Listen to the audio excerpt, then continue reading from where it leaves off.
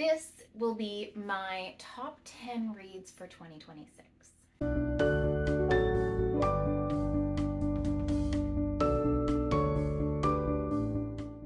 As you can see, I've got my tree up, which means it is the holiday season, which is my favorite time to film because it is planning the next year, 2026, and reflecting on 2025.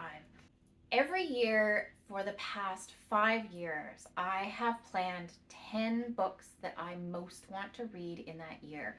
This is sort of like a challenge, but also meant to take away from any stress of that looming TBR. These are the ones that I am the most excited to read. I've included a lot of rereads, so let's start with those. I had a pretty terrible reading year for 2025, so what I like to do is add some rereads that I know are hits, as well as looping in a little bit of a challenge. I'd like to read from one of my favorite authors, Daphne du Maurier. Of course, top of the list, Rebecca. I have read this now a number of times. This reread should be no exception. I absolutely adore her writing. There is something so luscious and mesmerizing about her writing. This is about a woman who marries a man who's rather rich, and he has a massive manor in which she moves to after marrying him. He is quite a lot older than her, and he has been married before. She starts hearing lots of things about his former wife, Rebecca, who died under mysterious circumstances, and she begins to be haunted by Rebecca. This is my favorite Daphne du Maurier. Room for other ones. Also on my list is Jamaica Inn. I did read this one and didn't love it as much, but I think I would like to give it a second shot. This is about a woman, Mary, who is suddenly orphaned and is sent to go live with her aunt at Jamaica Inn. And when she arrives, she finds that her aunt has married a very gruff, violent man, and he runs the inn with an iron fist. And as she spends more and more time at Jamaica Inn, she finds that there are some nefarious things going on. I love this one for its moodiness. It is very dark. It feels like a November type of read, something to read in the darker months. So this is my second book. The next one is one that I haven't read of hers yet, and that is My Cousin Rachel. I found this at a sort of free little library and couldn't believe my luck. I would really like to read this one. I don't know much about it. I know it's written by Daphne du Maurier, and I'm in. It seems like there's a lot of intrigue going on with this one, where there seems to be hidden secrets and suspicion, and I think possibly a murder. The next one I have on my list is Between Two Fires. I found this at my local bookshop and thought I had died and gone to heaven. This is exactly what I love. Last year I read Once Was Willem and I absolutely adored it. Fantasy, horror, historical, medieval. This is exactly what this is. It says an epic tale of medieval horror. I mean, if you look at the cover, there is a skeleton in armor, and I am super excited. There's a knight who's working for his salvation. There's a priest who's the last of his parish, and there's a girl orphaned by the Black Death, which means this is set probably in, let's see here, the 14th century, 13th century. In and around that era. I am super duper excited. Someone said that this has a little bit of a fantastical faith element, which I absolutely adore. If you watch anything on my channel, I talk on and on about Charles Williams, and he does a ton of that kind of mind-bendy stuff. The same thing happened in Once Was Willem. There was an element of going into hell, and it was amazing. So I'm kind of hoping the same vibes for this one. This one I am the most excited for. Every year I decide to give myself a challenge book, and this one to me is an intimidating read. I found this at my church book sale, and that is The Woman in White. This is my challenge book. As you can see, it is a chunky book. This is a classic. This is one of those books that is sort of the quintessential mystery ghost story. I don't think I even know anything about it. A beautiful woman in white who escapes from a lunatic asylum to utter a mysterious warning. Another woman, heiress to an immense fortune, who bears a baffling resemblance to the woman in white. And looming over both, the menacing figure of a man in black. I'm intrigued. This will probably be close to the end of the year that I'm going to tackle. This seems like an October kind of a read, and I am super excited to do this one. You got to add a bit of nonfiction as kind of a challenge, but just to like read outside the usual zone. Recently, my husband got diagnosed with stage 4 sarcoma cancer. This is a rare cancer, and it was not found very early because of that. And we are sort of grappling with this diagnosis. It has impacted absolutely everything that we do. He is currently going through chemotherapy, and that's been really tough for our family. And what I need to do is I look to books to help me deal with and realize that I'm not, in fact, alone in what we're experiencing. And this book got recommended a number of times on book lists for people with cancer in their lives. And this is no cure for being human.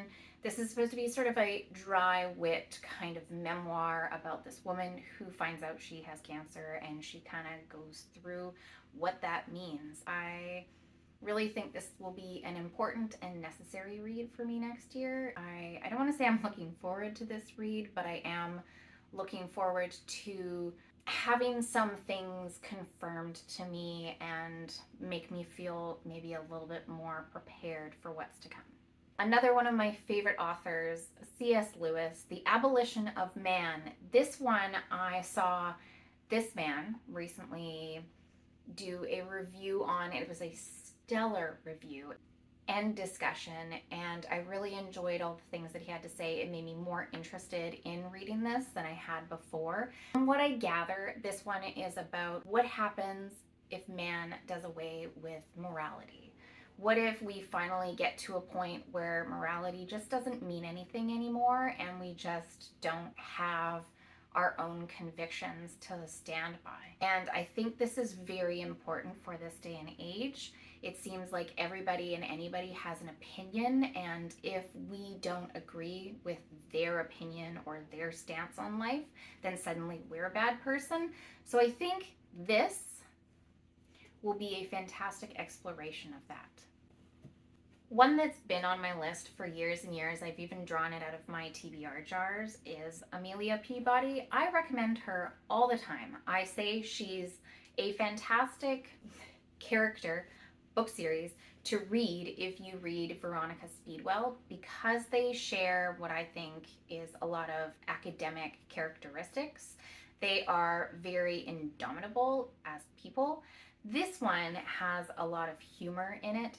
This is the 4th book in the series. Amelia Peabody is an Egyptologist at the golden age of Egyptology, which is sort of the turn of the century, so 1900s, right in around 1900, 1910. This is 20 years before the discovery of Tutankhamun's tomb. So I just adore this whole feel of this era, and I quite enjoy the fact that Amelia and her husband go on these crazy adventures and things happen. There's a lot of physical humor, there's a lot of dry humor. Amelia herself is just super intelligent. Everyone around her can't compare, and her son is an absolute menace. He's like 4 years old, and he already can speak Arabic and converses with the locals and has learned all the bad words. Like it's super funny to read. I even went to that same book sale that I got the Women in White at, and I found a whole bunch more of the Amelia Peabodys, and I'm super excited to get to these. But in order to get to these, I need to read more. So my generic kind of goal next year is to read more Amelia Peabodys. If I read this one, fantastic. If I read 3, even more fantastic. I have run out of the Veronica Speedwells, and I think I need to fill that hole with this one. Ian McEwan I've had on my radar for a long time. He has written a number of books, but for some reason, this latest one that he just came out with, What We Can Know, has sparked my interest. I am craving literary, sort of dystopian sci-fi that just captures the imagination, much like Emily St. John Mandel. This gives me the same writing vibes as her.